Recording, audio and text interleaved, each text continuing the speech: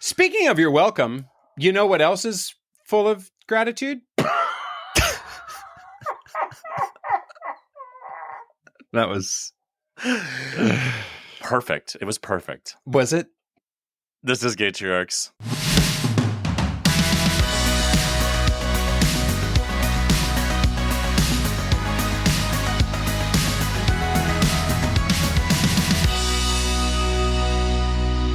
So, obviously, this past weekend, where was I? At a child's birthday. Of course as you I am every motherfucking weekend. You know what? It does. For once, David, it does get better. Just you wait. Okay. It will get better. I remember those days every single weekend. Now I can't even remember. It's been a decade now. It's been 2 decades since I was at a child's birthday party. So anyway. I know. It's Franzia brain. You can't remember much. So I'm at this party, and it is a gymnastics party, and both of my kids are there, and my husband is there. So all the kids, they're doing gymnastics with the trainers. My husband's out there with them, and I'm just obviously hovering the snack tray. And I was like, man, my back hurts. And I kind of have a bad back, but not really that bad. And my back's hurting. I was like, God, it's really hurting. Did I pull something? And then it's getting worse and worse. And so I'm like, maybe I have to poop. Like, I'm like, what is going on? So I go to the toilet, and I'm sitting on the toilet, and I'm like, I'm going to throw up. Wow, we are going to places that Gaytriarchs has never probed. Anyway, please. And so I'm just like, I feel horrible. So I leave the bathroom, and I'm feeling terrible. And of course, that's when I get cornered by the chatty dad who's like, hey, what's going on? Blah, blah, blah. And all I'm thinking of is I'm going to puke on you. Like, I am in such pain. And I'm like, I have to go to the doctor. Like, I'm in such pain. So I go to like walk into the gym to tell Brian, my husband, that we need to go. And I'm like, oh no, I'm going to throw up now. So I run to my car. I get in my car. I start throwing up in a trash bag. I text him. I'm like, we have to go now. And he's like, okay. So he grabs the kids. He comes to the car. He's like, what's going on? I was like, I don't know. My back hurts. I'm throwing up. I don't know what to do. So we drive home. I'm throwing up the whole way. My kids are terrified because you are like, why traumatizing them. They're going to start a podcast someday about that time that their dad was barfing in the car all the way from the gymnastics party. And so we dropped the kids off. Luckily, my mother-in-law was there, so she could take care of the kids. And my husband gets in the car. He's like, so maybe like walking clinic, like where do you want to go? And I was like, you're taking me to the ER. I was at that level of pain. Whoa. I didn't know what was going on. I was like, did my appendix burst? Yeah, like, right. What's going on? That's what I was thinking. So I get to the ER. First of all, I haven't been to the ER as a patient. I'm not sure ever. And we don't live in a bad area, but they're like, I have to go through security to get into the ER. I'm throwing up in a Walmart bag, and this guy is wanding me asking for my keys.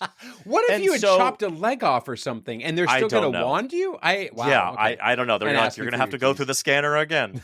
And so please put your leg on the scanner on the table. Oh, totally. Looks like there's keys in the pocket. Anyway, I'm sorry. I know that I'm absolutely hijacking your story. You're really bad at letting me tell a story. But just let me tell the story, please. And so I get there, and they're triaging me, and they are as casual as if I'm just checking out at the grocery store. They're like, oh, hey, yeah, we'll get to you when we get to it.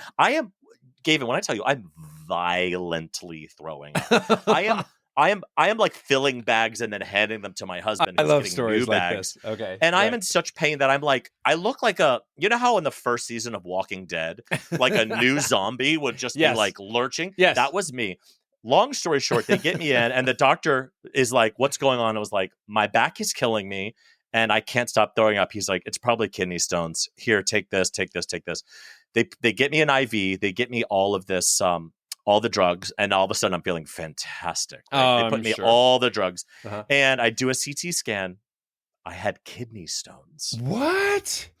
Which is one of those things where I feel like you hear it and you're like, oh, that's what old people in the 50s used to have. Yeah, totally. Well, I'm an old just person. Gavin. Or just Gavin. So fuck you and all of your Gavins, the old guy here. Because listen, first of all, 2 things you will never hear me talking about on this podcast. Me pooping, never. Never, ever am I going to tell you anything like that. I am fundamentally against it. And 2, I don't have kidney stones. So Gavin doesn't poop. He has it removed. So first of all, for all the women out there who's listening who have given birth, I in no way would ever equate this to giving birth. It got to be the most incredible and the most painful thing that's ever happened. No doubt. But I did read online that they were like, this is on par with giving birth to pain. It was, I can't even describe it to you other than it felt like there was a baseball in my back that was on fire and it was shooting lasers out. And so I, at 45, had a kidney stone. Wow. And so now in my brain, because it's this ER and nobody really tells you anything and they just kind of send me home. And I'm imagining, oh my God, at some point in the next week, gravel is going to come out of my dick. Yeah. I'm going to shoot rocks across like it's fucking Contra on Nintendo. Right. And I was terrified. And then long story short, I learned I had to go to the urologist and he was like, no, it's super painful. But like once it goes into the bladder, it could be as small as a grain of sand. You probably won't even notice it when it comes out. Really? But I thought the whole point was that it was as small as a grain of sand and it was excruciating. It is when it leaves the kidney and goes into the bladder. But once it's in the bladder, it doesn't hurt anymore. But they say they can get as big as a kernel of fucking corn. So then they got to like go up into your ureter and like squeeze it out. Oh, geez. So, but the reason I bring it up is because I like talking about disgusting things. Sure. But also what was so weird was the car ride home to drop my kids off. I'm having to like craft what they're experiencing because I don't want to scare them, right? My son is like, what's going on? Is dad going to be okay? And I had to tell him, I was like, dad's going to throw up a couple times. He's just not feeling well. We're going to go to the doctor just like you do. And I remember when he was walking to the house, he kept turning back and looking at me like with such concern on his face. Aww. And so I did like a goofy wave and I jumped up and down. But and you pooped a little bit. And I pooped a little bit, but I was literally like, if I die, because I was at that level, I was like, I'm going to die. I need to make sure his last memory of me is a positive one. It was crazy. And, wow. And so, yeah. So you know what? If Gavin is not going to tell poop stories, I'm going to tell all the poop stories to balance it out. That's fine. I didn't poop. It had nothing to do with pooping. Yeah. Anyway, clear. That was my weekend. You know what?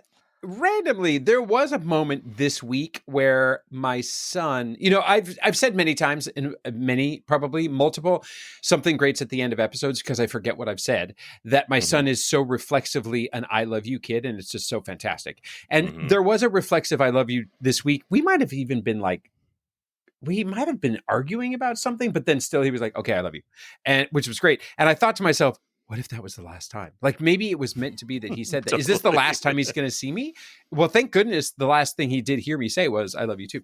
Kind of along those lines. But I've never been so morbid as to think this is the last view he's ever going to have of me. But wow, I was there. I was literally there. I was in that amount of pain at that moment. Wow. Also at that moment, I was like, I don't know what's wrong with me. If I had known it was kidney stones, I wouldn't think I was dying. Yeah. But I was like, oh, I might have ruptured something. Yeah. One of those things that when they rupture, you die immediately of sepsis. Yeah. Right. Oh God, it was not good.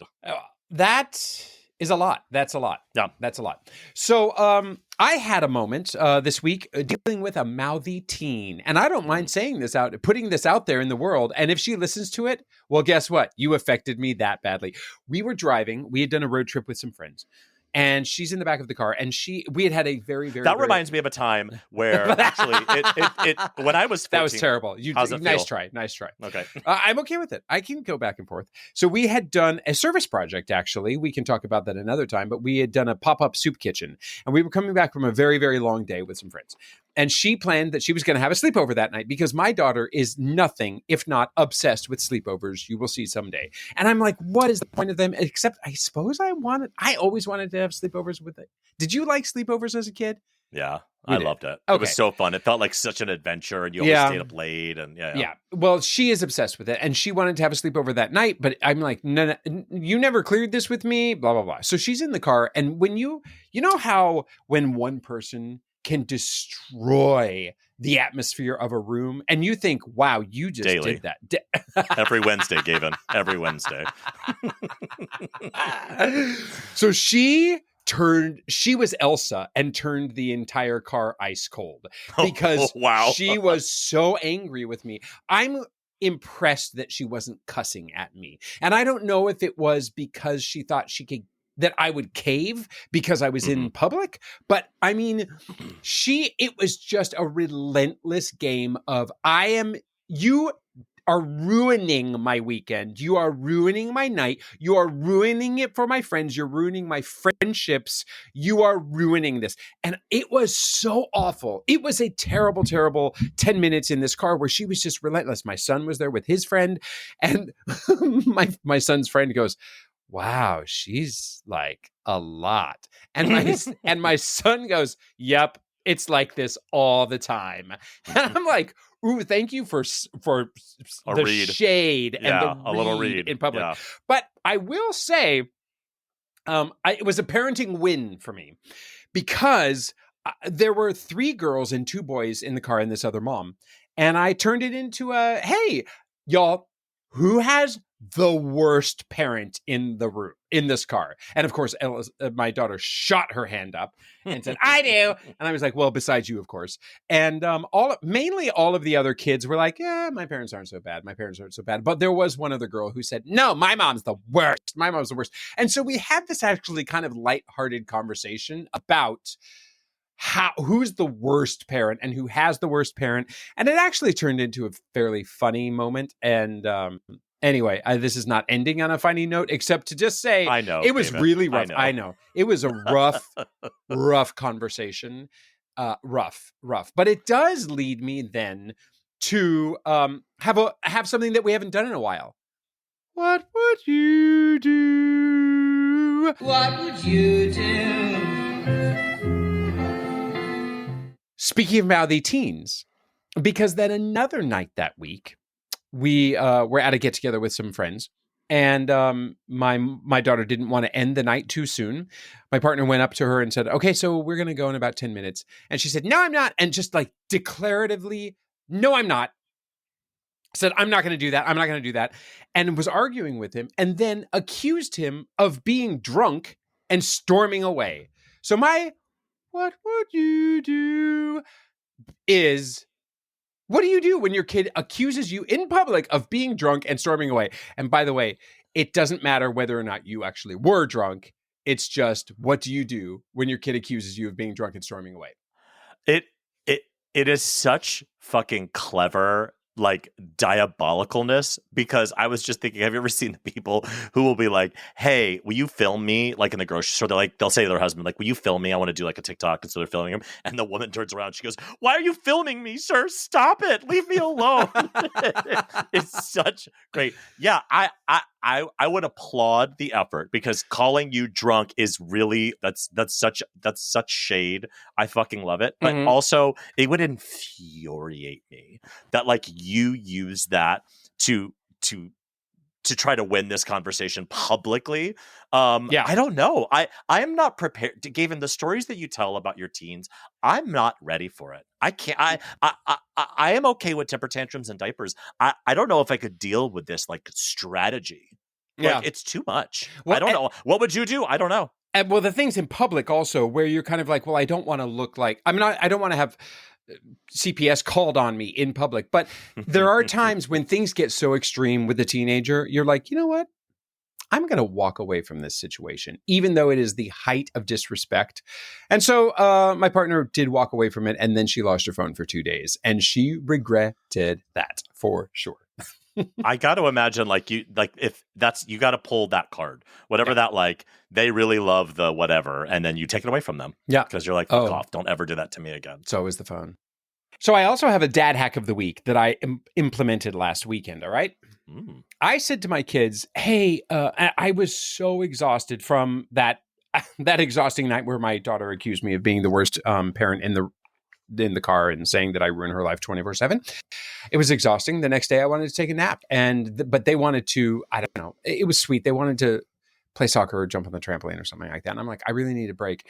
And you need to do your chores. And they were like, they don't want to do their chores on Sunday. So I was like, listen, wake me up from a nap in like 15 minutes and then we can all do chores together. Okay. And I'll help you. And guess what they did not do? Gavin, I make fun of you for being stupid and not funny all the time. But this is the smartest, most brilliant thing I've ever heard. And yes, did I just wrap up that compliment in a ball of hate? I did. But I'm like, I'm going to implement this tonight with my kids. Hey, kids, we're going to all get our vaccines tonight. Wake me up in 5 minutes when you're ready. Oh my God. Did it work? You'll actually be able to sleep through the night. That's fantastic. Did it work, Gavin? Oh, yeah. Oh, absolutely. It worked. Oh my God. I mean, Brilliant. yeah, it absolutely worked. Of course, they were just on screens for like 3 hours. So but you know, cares? It was a win-win-win all around. Oh my God. Guys, 88 episodes later, we finally found the dad hack. This is it. Because I feel like that would be useful from 3 to 13. Mhm. Like that's in every age. Yes, absolutely. Oh my God. Yeah. Oh, I cannot wait to try this tonight. You know what I don't want to try tonight? Tell me. Our top 3 list. Gaytriarchs top 3 list. 3, 2, 1. This is your week, I believe. Yes, it is. Yes, it is. This week, I wanted to hear about the top 3 ways you owe your parents an apology. So, number 3, embarrassing her in public by calling her cheap. I did it all the time. All the time. Why are you being so cheap, Mom? Why are you being so cheap? We're not poor, Mom. Well, frankly, we probably were poor, but we were a lot less poor because my mom didn't just spend money willy-nilly, right? And I accused her of being cheap constantly. Oof. And now that I am also trying to, clip coupons and save money, when my daughter says, "Why do you act like we're so poor?" or mocks me for saying we're poor, I just want to be able to call my mom and say, "I am so sorry for every single time I called you cheap." Number 2, asking for shit incessantly. Somewhat adjacent to calling her cheap. I mean, if I could have renamed myself as a child, it would have been Gavin Capitalism Lodge, because boy, did I want to just spend, and was entitled and thought that I deserved it all. And now that I have a child who is exactly like me, asking me for shit all the time, literally texting me in the midst of this recording, I'm going to read this to you, okay? Bruh, give me money. Just, bruh, give me money. Unsubscribe. Block from my senders list. Bruh, blocked. Bruh, give me money. And then finally, number 1, I am so sorry I gave her so much shit for looking at my homework. Because now that I have kids in middle school who don't show me any of their homework and they're basically flunking everything, now I understand why my mom made me a great student, because she checked all of my homework before she sent it in. And my kids throw up a huge fit if I ever ask to look at their homework, if I even remember to. So you know what? She made me the fabulous success that I am now as a podcaster who earned 20 cents, I believe, last month podcasting. That thank goodness she looked at my homework and made me not be an idiot. So for me, number 3, similarly, I have to apologize to how expensive things are and how I didn't give a fuck. I would take every lesson and I'd be like, I don't want to do this anymore. They're like, we've already paid it. I'm like, who cares? Yep. Bitch, you're going to every fucking gymnastics class that I paid for. And I didn't take a lot of things seriously, and they were expensive. So sorry about that. Number 2, we had an open bar at my house, and I would for sure just bring my friends over, and we would just drink the alcohol, and then we'd refill it with water. Or iced tea. And until we made it full circle, and we like, let's have a vodka drink. And it was like, why does this taste like water? Bitch, because we drank the bottle. We're on the other side. So, Mom, you're our listener. Sorry about that. And number 1, this is so far above all the other ones. It is like number one. I have a brother, and my mom, my entire life, mixed our names up. Yeah. We are 13 years apart. We are nothing alike. But man, every time she talks to me, she calls me by my brother's name. She calls my brother by my name. She stumbles over it, and I would be like, Mom, don't you know who I am by now? When I tell you, every single time I yell at my children, every time I call them by the neighbor's name. I don't even know who anybody's name is. Looking them directly in the eye, and you call them the wrong name. I spent $65,000 on you, and I don't remember your name. So anyway, sorry parents for that. So next week we're gonna calm ourselves down, and we're gonna do the top 3 relaxing things. Okay. Not listening to this podcast, that's for fucking sure. So our next guest is the executive director and founder of Men Having Babies, an international nonprofit that is dedicated to providing gay men with educational and financial support to achieve parenthood. He and his husband are also one of the first same-sex couples worldwide to father children through gestational surrogacy. That's amazing. And coincidentally, Gavin is credited as being the first out gay man from the Jurassic era. Please welcome to the show, Ron Poole-Dayan. Hey, Ron. Hey, it's a pleasure to be here.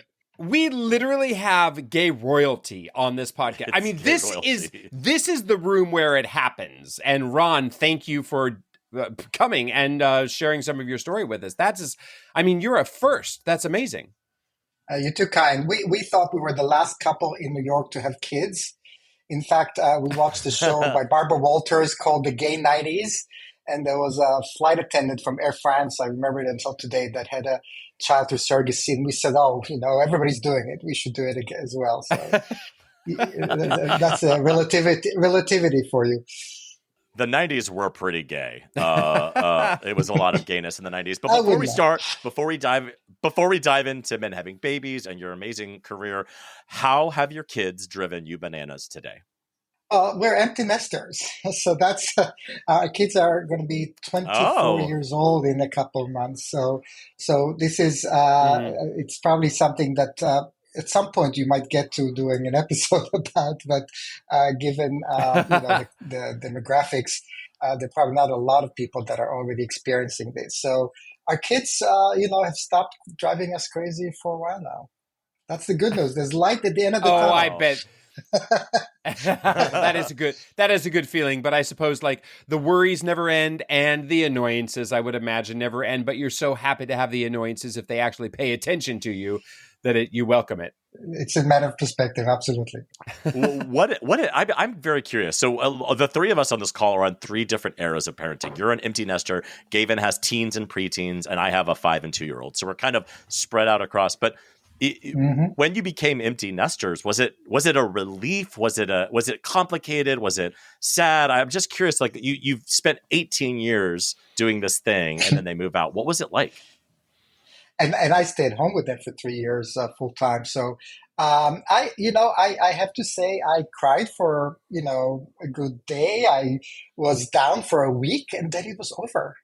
And then I realized that, it's not as if I need their physical presence every minute of the day, but it was having twins. We literally dropped them off in one trip, though we needed 2 cars. They had a lot of stuff. Wow.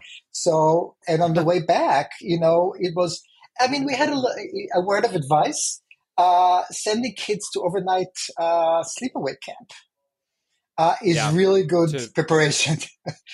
So no doubt. The first time we dropped them off at camp, and then they don't want to see you, 5 minutes and you're out, and then driving back with an empty car and quiet car, etc. That's a good preparation for dropping them off at college.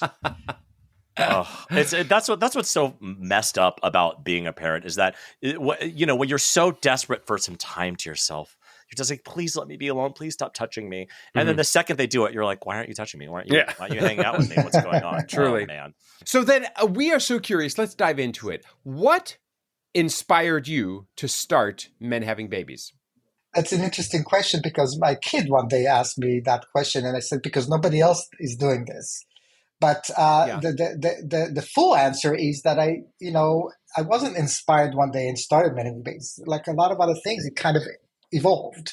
It started at a program at the LGBT Center in New York in 2005, where I volunteered to run a workshop because there was a workshop for lesbians and there was a workshop for co-parenting and a workshop for adoption, but there was none for us. So I said, let's, so I was running a workshop once a month. And then we did a seminar, and then somebody said, let's call it Men Having Babies. Sure. And then so I said more people, joined us. And then in 2012, we said, we need financial assistance. This is very expensive. And the LGBT Center said, that's beyond our mission. So we started our own organization. And I still didn't think I'm going to work at the organization. So it's not as if one day I was inspired to stop being a marketing strategy consultant and doing this. But rather it evolved. And I guess the common denominator is that nobody else was doing that. And looking back, I would say that it's not a coincidence, because I always, feel that what happened was really that the demographic evolution of our community that was disrupted by the AIDS crisis finally became more normal around the time that we started thinking about a family, that more people had stable relationships, their health, and or medications that were able to live with HIV.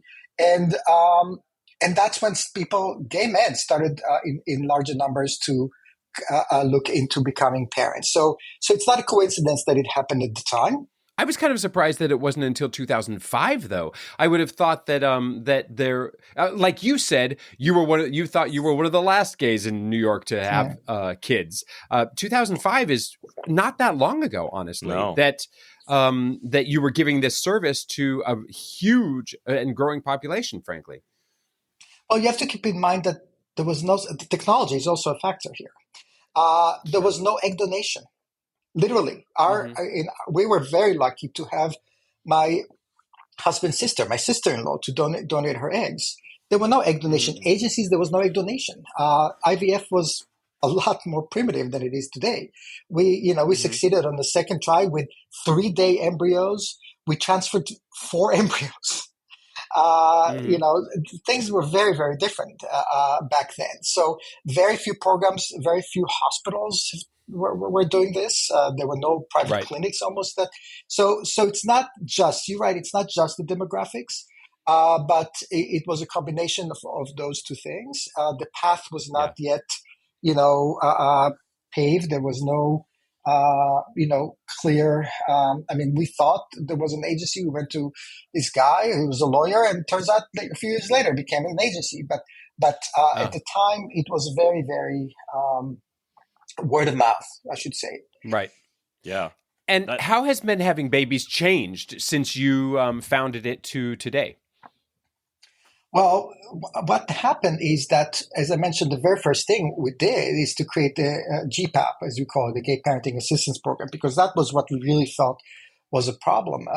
It used to be that, we were members of CBST, the LGBT synagogue in New York, and we used to get a lot of, we brought our babies with us, and people were looking at us and shushing us and stuff like that. And we realized that there was a whole generation of gay men who were telling themselves this is not possible, and some of them, at least as a defense mechanism, was saying we don't want to have children. And when they saw people coming with children, that challenged that life outlook they had, and so we were like, we had to realize that more and more people see that they can become parents now. And now all of a sudden they just can't afford it. I mean, that's the big hurdle, right? That's huge. Yeah. And I just thought to myself, and I have to say, I'm probably going to have to knock on wood again. I always felt myself that I was so lucky that, from like, it's karma. I have to do something because what if I didn't have the money to do that? What if we didn't have the money to do this? How can I imagine my life without the family I have? And for that to only be because I can't afford it. So I just couldn't live with that feeling. Yeah. Along those lines, then, can you tell us how the GPAP works actually then? So luckily, very early, the Robin Hood type of vision we had, which is we already have this the audience and we have those providers. Why don't we have them pay to come and speak to our members? And take that money and give it to people who can afford it. So that was the original idea. Why don't we charge those agencies and clinics who want to come to our events? We wouldn't have gotten very far with just that. Because the other realization I had is that this is not some wholesome, easily marketable charity situation. You won't be able to do donation drives. Until today, that is a very small part of our budget. So what really made it take off is you realize that there is goodwill in the industry, And we can channel that. They'll never do that. They kept saying, we will start a foundation, we will do this. They were not in a position to do that. Somebody had to do it. It was a collective action failure, as is known in my academic background. So what we did is we started channeling pro bono services and discounts. So if somebody wants to be at our conferences and being a director and all these things, why not create even more goodwill by donating services? And today what happens is that we have about 24 couples and singles a year. We're about to get to our 100th baby, born, we're baby 98, born from what we call stage 2, which is the full assistance. And full assistance means that they still need to have some self-participation. But I would say the majority of their budget comes from pro bono services we can give them. And I'm not just talking about agency and clinic, that too, but a lawyer for them, a lawyer for this surrogate, a lawyer for the egg donor if needed, escrow services, insurance review services, mental health professionals, milk banks, you name it. They're all part of our 180 network providers, all of that for free. And then interest-free loans and grants. Yeah, you said S-Corp. I heard escort. And I was like, I did not know that men having babies has escort services. I need to apply to this. Subsidized. And how would that even help? Yeah, but like I am actually one of the people who benefited from this. So I applied for this GPAP program, and we got into there's 2 phases or whatever. And so I know our attorney had, I can't remember what the discount was. It was a discount. It was like a cheap. And I was like, I don't do anything without a coupon. I don't do anything in life. I don't go to Wendy's without a coupon. I don't go to Costco without a coupon. And I do not create kids via gestational surrogacy without a coupon. So I very much directly benefited from it. And also I kept our attorney for other journeys and for other things that we needed. Paying it forward. But I was introduced to a really great attorney that I really liked, that otherwise I would have just kind of picked one out at random. And so you're one of about over 300 couples we have that get what we call stage 1. And they're eligible for discounts from agencies, clinics, and lawyers, et cetera, et cetera.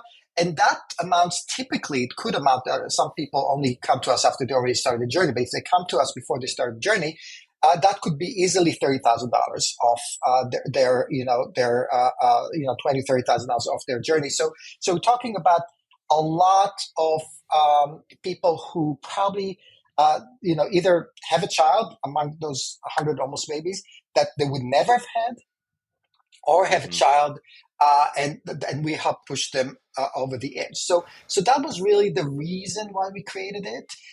But I would say, going back to your original question, for the first few years, I didn't even know that we're here to stay. I mean, it was a project. And after about 3-4 years, we kind of did a strategic assessment, and we said, we need to, realize if we want to be here for the long term, we need to really build an organization. We need to have, real employees. We need to have some processes, et cetera, et cetera. And that kind of happened, as I said, a few years after we were established, but we were already growing. I mean, now we have 7. There were years when we had 8 conferences worldwide. We have 2 European conferences now. We really benefited from a lot of evolution in the sense that things are, when they're happening at a cycle again and again and again, they can be improved. Yeah.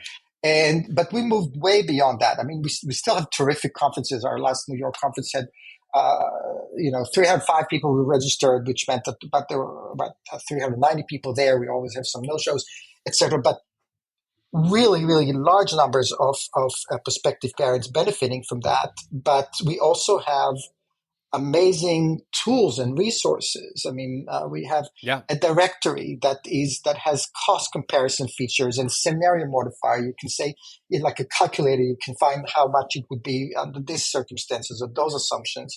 We have just launched fresh, new this week, a database, an upgraded database of employers around the country and worldwide, and how much family benefit, the amount of family building benefits they provide. Do you have a section on your website that helps me when my toddler asks for pasta and I give her pasta and she cries?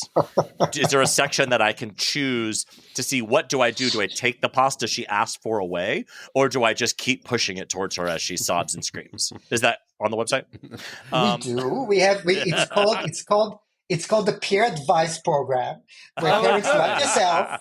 Oh man, you're such a businessman. You're like, yes. You've thought of it all. Well, you said that you were in marketing before starting Men Having Babies. That's right? So I'm so curious. I mean, are you able to divorce yourself of wanting to also get in the nuts and bolts of the marketing or criticizing what terrible decision somebody else has made? Or are you in charge of the marketing because it's actually really great marketing y'all do? Interesting you ask. We do provide tutorials to providers who come to our conferences. But not just because we want but we always preface that and saying that's not because we don't think you're good marketers or you didn't go to the right MBA, program. It's because our programs are not, car fairs. They're not, some sort of comics or some other type of, expo. It is something that, has specific, rules or specific, atmosphere, and you need to know how to to conduct yourself. So yes, marketing helps, but it all comes down to. But on the other hand, I would say that for several years we felt like we were a very well kept secret, that not enough people in the community knew about us. There's only so much you can do on your own, and also we don't have a lot of resources. There are community organizations out there, charities that do a much better job than us, doing big galas. I'm not going to name anybody, and bring celebrities. We have the discount crowd. I give you. Me. You're speaking to me, baby. You're speaking of the discount crowd. I'll give you, who only deals in coupons and bulk. Yeah. I'll tell you a secret.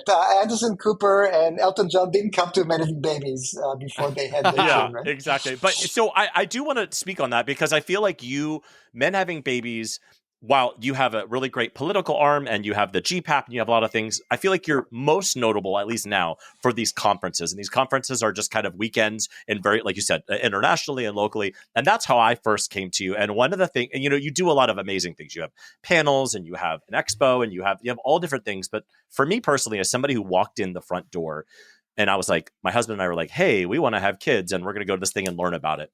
The thing that I went away with that was so magical for me was it was the first time I had been in a space with actual gay parents with kids on them. And I was witnessing, I knew gay parents existed, but something about seeing the dads in person holding a baby or with a toddler. I remember going to a panel about single men having babies, and he had his kid kind of running around and he had to keep stopping to grab him.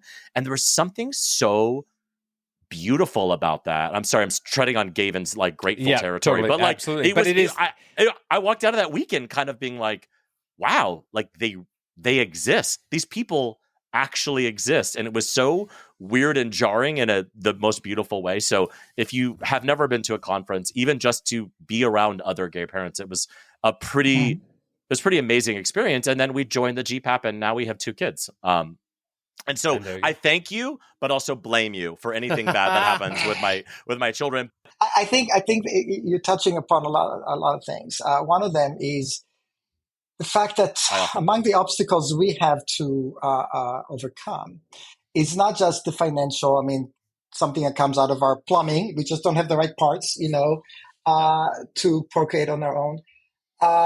And not just, the political and societal views about, LGBTQ, yada, yada. It has to do with the fact that people don't see us as childless. People don't look at 2 men and say, oh, look at them, they don't have children.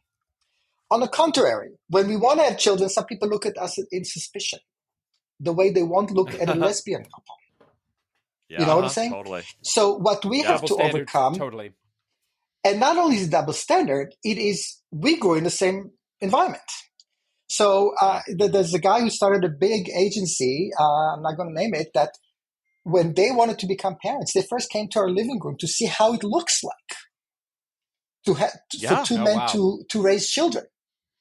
And so I absolutely hear what you're saying, and that's also why we have, a personal stories panel. We bring children that were born through surrogacy. We, by the way, also bring children born children of surrogates, because we want people to understand how it affects the surrogates family. But absolutely, I was lucky enough to be on a panel at Men Having Babies with when I had my son. He was in the audience, and we were on the same panel as a surrogate, and it was exactly what you're saying, where you get to hear from these people who are actively doing it. That's phenomenal. So I'm curious, I mean, kind of along the lines of what David was there as a panelist, there must be so much advice that you have gathered over the years. I'm curious with you, since you're on the front lines of starting families, like what's the most common issue you see with first timers, and the advice you give to those starting out? Gosh, there is a lot. I would say undoubtedly.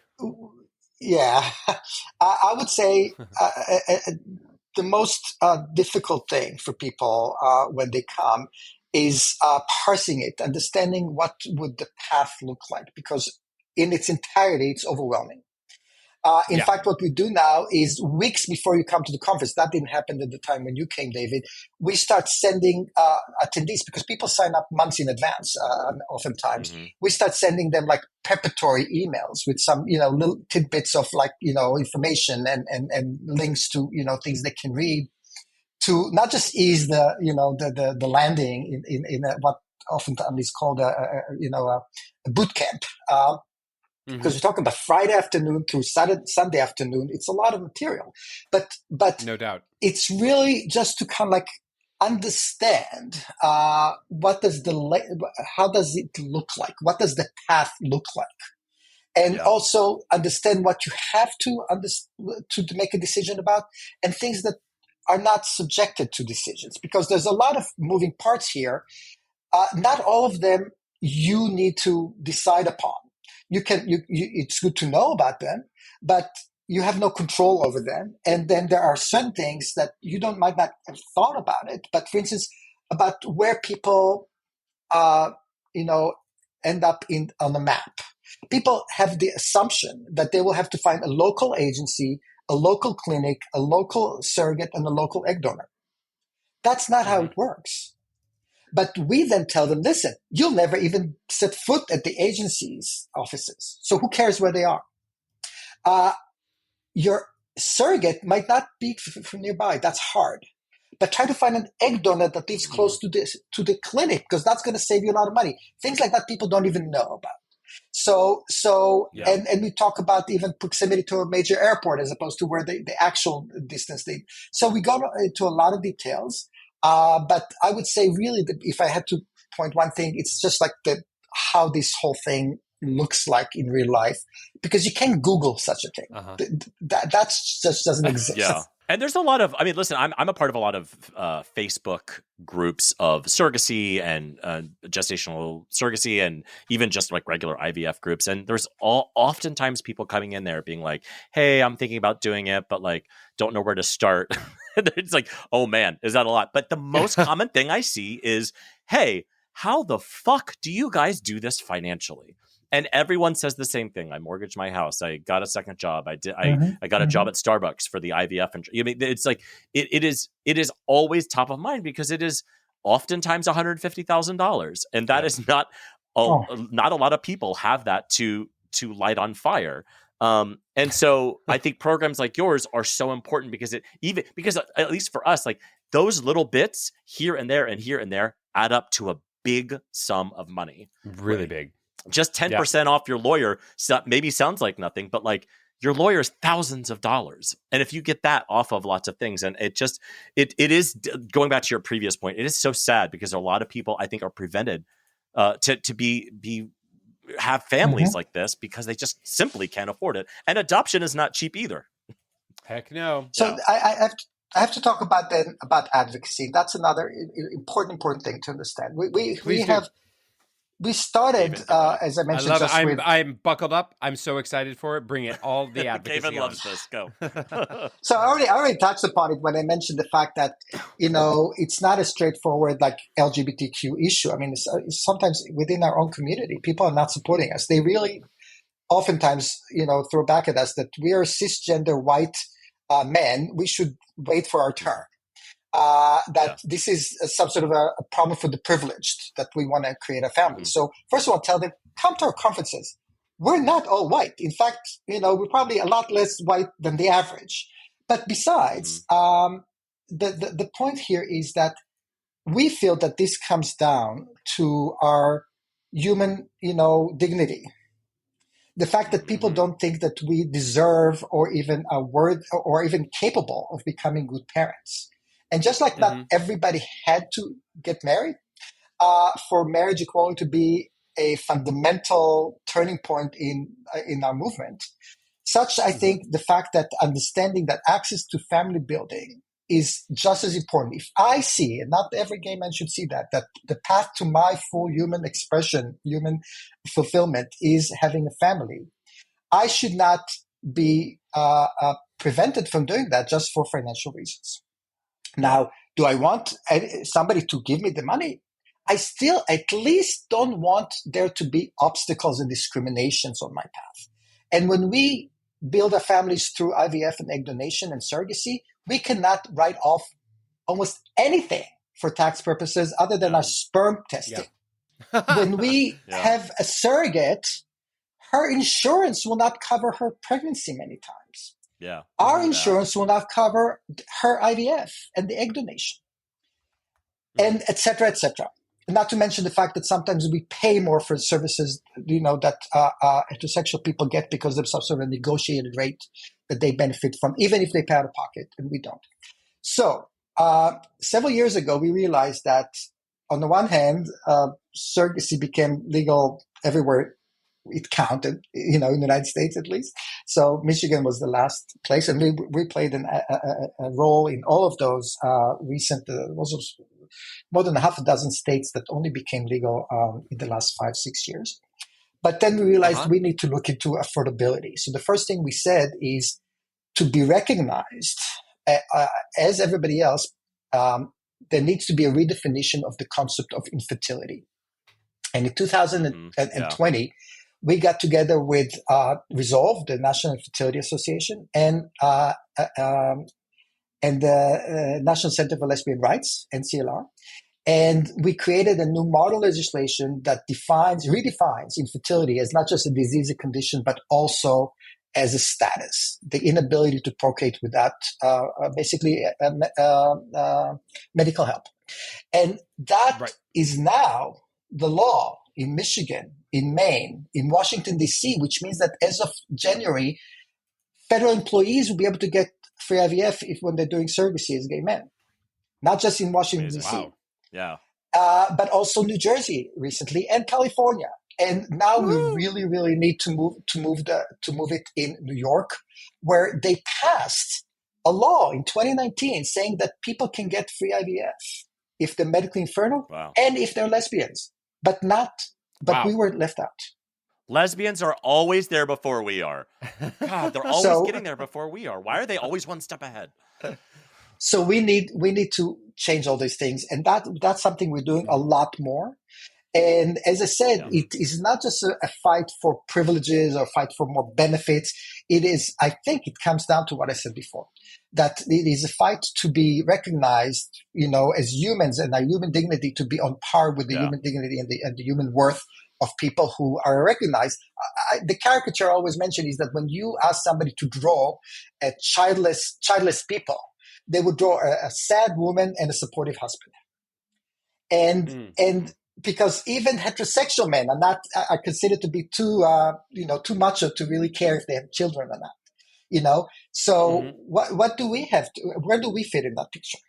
Yeah. Right. So that's what we're doing. And this is why we have a membership program now. And we ask people to become members also because they'll get discounts, even if they're not worthy for financial assistance, but also to stand up and be counted. They'll get access to more resources on our website, but they're also going to be part of the change we're trying to bring about.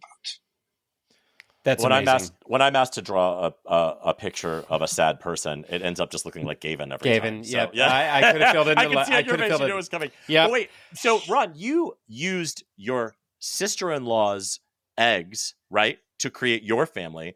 My sister-in-law was our first gestational surrogate. So just I'm curious of how that experience went, and was it maybe different than, I know you only did it once, but like what tell me a little bit about like involving family members into your family building. I mean, I should right away say that this is something we address at our conferences, especially now when we talk also about modular surrogacy, or what people call dependent surrogacy, instances where people can afford this by finding, either family or friends to help carry or donate the eggs, or sometimes other ways. But in our particular case, what we were always curious about is how the kids, perceive that one day. Because as opposed to your situation, they are technically, or in some people's minds, half siblings of their cousins. And I can tell you that that was, and that's the most common question I hear from people. I mean, how would that work? I mean, and I can tell you that and many other questions are answered by the fact that people don't realize that those kids live with you several years, and their entire world and reality is already established in so many ways before these questions even come up. Sure. They already know who's in their family. Yeah. And they already know who their cousins are. And they already know who their aunt is. And I always tell that the funniest questions and the funniest situations happen in car trips, road trips. Maybe that's because we used to live in New York, and a lot of our family was here in Canada, so we drove probably more than the average. And one of those trips, they ask, how do other kids get created? By the way, which is a question we get, a little later because it's the easiest question to tell them how they were created. But one day they didn't ask. Our son was like rhetorically asking or talking to himself, saying, some people would say that Henry, that's his cousin, is my half brother. But that's not true, because he has two parents and I have two parents. Case done. He just articulated it to himself that being a sibling means that you share a parent, and he doesn't share a parent with them. Yeah. Yeah. Speaking of hilarious things happening in the car, one way we always love to bring out some more humanity also of our guests is talking about the dirty times, the messy times, or will you tell us the time you'll never forget as you were a parent? Okay. And this is probably true for every male, primary caregiver, or somebody who just, moves around with children. Especially here, you have two toddlers who you probably kept at the Barnes & Noble's story time a little too long. And by the time it's time to leave, you have to, put one under this arm and one under that arm, and drag them kicking and screaming while you're trying to also prop up the umbrella because it's pouring rain. And just imagine the looks you have for people of this guy, snatching two children who are crime, bloody murder. So I think that's probably one of my most embarrassing, or obviously so frustrating. But I mean, that's a good time. Unifying still. Every parent, But I mean, every parent. You're not a parent unless you have carried one of your children, a screaming from something, be it the bowl of pasta they asked for, from the Barnes and Noble story hour to the MAGA extremists. I don't know, but whatever is, like, we have all done that. That's a rite of passage. It is absolutely a rite of passage. Ron, we could talk for hours, because I know you have a lot of political work, and there's so much more we could go into, but we're out of time. But I want to thank you for being here and being on Gaytriarchs and demeaning yourself by being on our stupid podcast. Please, everyone out there, especially if you're a listener who is new to this or is thinking about creating a family, go to menhavingbabies.org, go to one of the conferences, and just exist in the space where other gay people who want to become parents exist. There's something so magical about it. Thank you for creating it, and thank you for being a part of my story, the beginning of my family building. And thank you for joining us. Thank you, Ron. Thank you so much for having me. Thank you for having this podcast. It's part of building community and part of passing it forward. So thank you so much. So my something great this week is parent-teacher conferences. Because if it weren't for parent-teacher conferences, I would have no idea. In this era of getting so many messages from our school, we just fairly recently had our parent-teacher conferences, and I got to say, it was eye-opening. It was certainly eye-opening, and my children are not quite as perfect as I was thinking they were, but that's an okay situation, and it means that I need to be a better parent. And parent-teacher conferences make me hopefully a better parent. But teachers, man, teachers themselves, they are something great, and they all deserve to be paid what Elon Musk is not willing to pay in taxes. Anyway, what about you? So this week we had a babysitter come over that we hadn't had in a while. And when we talked about it a couple of days prior, my son was very scared. He was like, I don't want her to be here and blah, blah, blah. And there was just, for whatever reason, he was digging in that, like, I don't want her to babysit. And we were like, she's going to babysit you or whatever. And so we were going to pick up my daughter, and he was in the car, and he was like crying. And he was like, I just don't want her to be there. And it was like this whole thing. And we basically said, listen, she's going to come over, but it'll be fun. But we really need you to be brave because we don't want Hannah to get scared too, right? And we don't want her to be afraid because you're afraid. So let's, we'll all be there and it'll be fine. And he was like, okay. So we get Hannah. We put her in the car, and the second she gets in the car, he turns to her and he goes, Hannah, guess what? This person's going to babysit. Isn't that so exciting? And you could see in his eyes, he was still a little nervous, but he was making such an effort to make this a positive, exciting thing because we asked him to, and we didn't want her to be scared. And it was just like the fucking sweetest thing I've ever seen this child do. And it totally came from him. We didn't ask him to say anything. And that was something great. David, I usually think that your parenting is questionable, but I would say that this is actually a testament to Brian, and that was the best choice you made. And unfortunately, that is our show. If you have any comments, suggestions, or general compliments for David, you can email us at GaytriarchsPodcast@gmail.com. Or you can DM us on Instagram. We are at GaytriarchsPodcast. On the internet, David is at DavidFMVaughn everywhere, and Gavin is at Gavin Lodge on Truly Nothing. Please leave us a glowing 5-star review wherever you get your sandwiches. Thanks, and we'll avoid you next time on another episode of Gaytriarchs.